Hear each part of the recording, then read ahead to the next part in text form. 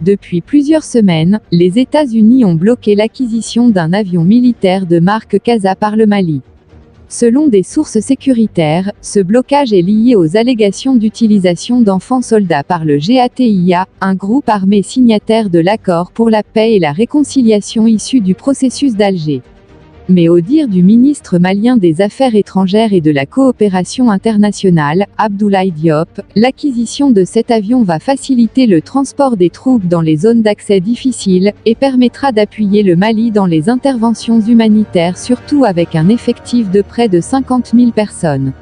Le ministre avait effectué, du 16 au 20 août 2021, une mission aux États-Unis d'Amérique pour solliciter l'accompagnement des autorités américaines pour faire face aux défis auxquels le Mali est confronté, notamment le renforcement de la capacité opérationnelle des forces armées de défense et de sécurité.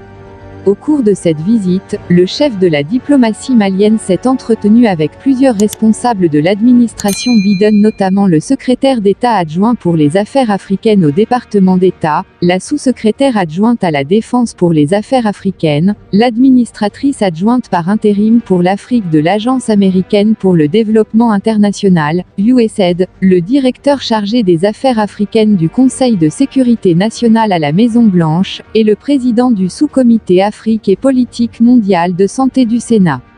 Par ailleurs, le ministre Diop a souligné la nécessité de renforcer la capacité opérationnelle des forces armées de défense et de sécurité du Mali par la levée du blocage sur la licence d'exportation de l'avion, CASA C-295 dont le transpondeur est d'origine américaine. Notons que le ministre malien des Affaires étrangères et de la coopération internationale a mis l'accent sur l'utilité de cet aéronef pour le Mali. Pour rappel, le premier avion de marque CASA qui a été acquis il y a quelques années a permis plusieurs interventions humanitaires dans les zones d'accès difficiles entre 2016 et 2020, dont 75% de civils et des logistiques lors des élections.